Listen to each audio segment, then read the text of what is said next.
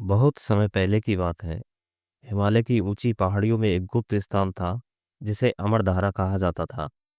ये धारा अमरता का वरदान देती थी, लेकिन इसकी रक्षा स्वयं देवी दुर्गा करती थीं, क्योंकि अमरता का वरदान केवल वही प्राप्त कर सकता था जो इसके योग्य हो।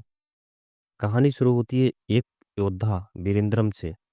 वीरेंद्रम अपनी वीरता और पराक्रम के लिए दूर दूर तक प्रसिद्ध था, लेकिन एक युद्ध में उसने अपने भाई को खो दिया। उसे लगा कि यदि अमरधारा का वरदान मिल जाए तो वह अपने प्रियजनों को कभी खोएगा नहीं। गांव के बुजुर्गों ने उसे चेताया, वीरेंद्रम, अमरधारा का रास्ता कठिन और खतरों से भरा है। केवल सच्चे हृदय वाले ही ये वरदान मिलता है। लेकिन वीरेंद्रम ने ठान लिया कि वह ये खोज पूरी करेगा। वीरेंद्रम ने अपनी यात्रा शुरू की। उसे सबसे पहले मायावी वन पार करना पड़ा, जहाँ पेड़ चलते थे और रास्ता बदलते थे। वह अपनी तलवार से लड़ने की बजाय शांत चित्त से रास्ता ढूंढता रहा। उसकी सहनशीलता देखकर वन ने उसे जाने दिया। इसके बाद वह अग्नि पर्वत पर पहुंचा। वहां उसे अग्नि का देवता अग्निदेव मिले। उन्होंने कहा, यदि तुम मेरी परीक्षा में सफल हो गए तो मैं तुम्हें आगे जाने दूंगा। अग्निदेव ने वीरेंद्रम से पूछा, सच्चा योद्धा कौन होता है, जो लड़ता है या जो क्षमा करता है? वीरेंद्रम ने उत्तर दिया, सच्चा योद्धा वही है जो क्षमा करना जानता है, क्योंकि क्षमा में सबसे बड़ी शक्ति है। अग्निदेव संतुष्ट हुए और उसे आशीर्वाद देकर आगे जाने दिया। अंततः वीरेंद्रम अमरधारा तक पहुंचा। वहां देवी दुर्गा स्वयं प्रकट हुईं। उन्होंने कहा, वीरेंद्रम, तुमने कठिनाइयों को पार कर यहाँ तक का सफर तय किया है, लेकिन क्या तुम अमरता का अर्थ समझते हो?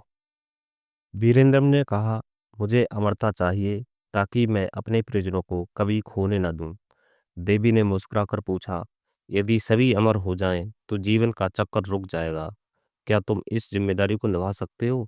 वीरेंद्र को महसूस हुआ कि अमरता केवल जीवन को लंबा करने का नाम नहीं है, बल्कि कर्मों और आत्मा की शुद्धता ही सच्ची अमरता है। उसने कहा, हे देवी, मुझे अमरता नहीं चाहिए, मुझे आशीर्वाद दें कि मैं सदा धर्म के पथ पर चलूं। देवी दुर्गा उसकी विनम्रता और ज्ञान से प्रसन्न हुई। उन्होंने कहा, तुम्हें अमरता का वरदान नहीं, बल्कि एक अमर संदेश दिया जाएगा।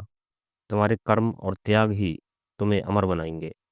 देवी के आशीर्वाद से वीरेंद्रम वापस लौटा और उसे अपनी प्रजा की भलाई में जीवन समर्पित कर दिया। उसकी कथा आज भी अमरधारा की तरह बहती है, ये सिखाती हुई कि सच्ची अमरता हमारे कर्मों में है। वीरेंद्रम ने देवी दुर्गा से प्राप्त ज्ञान को अपने जीवन का मार्गदर्शक बना लिया। वह अपने राज्य में लौटा और अपनी प्रजा की भलाई में जुट गया। उसने एक ऐसा राज्य बनाया जहाँ हर व्यक्ति एक दूसरे की मदद करता और धर्म के मार्ग पर चलता।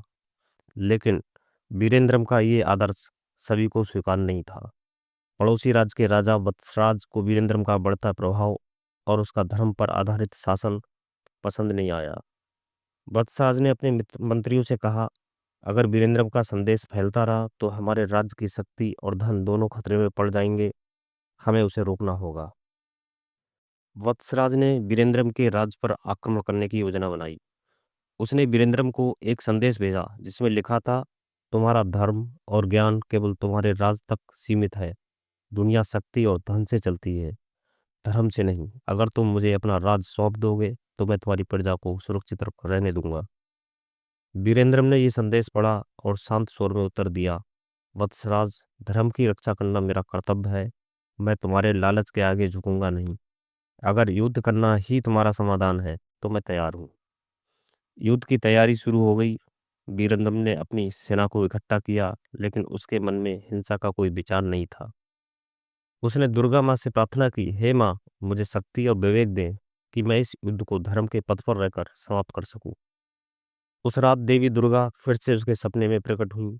उन्होंने कहा, वीरेंद्रम, ये युद्ध तुम्हारे धैर्य और धर्म की सबसे बड़ी परीक्षा है। याद रखना, शक्ति का उपयोग केवल तब करो जब सत्य और धर्म खतरे में हो।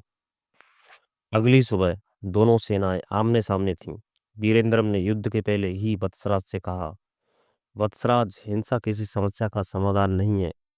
अगर तुम मानवीयता और धर्म का मार्ग अपनाओ तो तुम्हारे राज्य को और अधिक समृद्धि मिलेगी। वत्सराज ने इसे वीरेंद्र की कमजोरी समझा और हमला करने का आदेश दिया।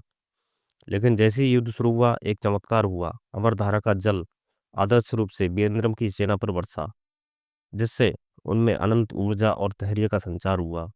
वहीं वत्सराज की सेना अचानक अपनी शक्तियां खोने लगी। वत्सराज ने इस दृश्य को देखा और समझ गया कि वीरेंद्रम केवल एक योद्धा ही नहीं, बल्कि धर्म और सत्य का संरक्षक है।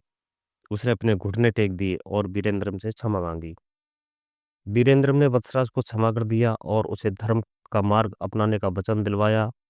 वत्सराज ने अमरधारा के संदेश को अपनाया और अपने राज्य में धर्म और न्याय का शासन स्थापित किया। इस घटना के बाद अमरधारा का रहस्य और उसका संदेश पूरे क्षेत्र में फैल गया।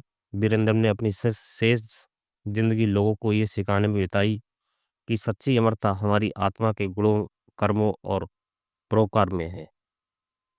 उसकी कथा सदियों तक सुनाई जाती रही और अमरधारा का जल केवल उन लोगों तक पहुंचा जो सच्चे हृदय और धर्म के मार्ग पर थे। धर्म और सत्य पर चलने वाला व्यक्ति न केवल अपने लिए बल्कि पूरे समाज के लिए प्रेरणा बनता है। सच्ची विजय बाहुबल से नहीं बल्कि आत्मबल से होती है।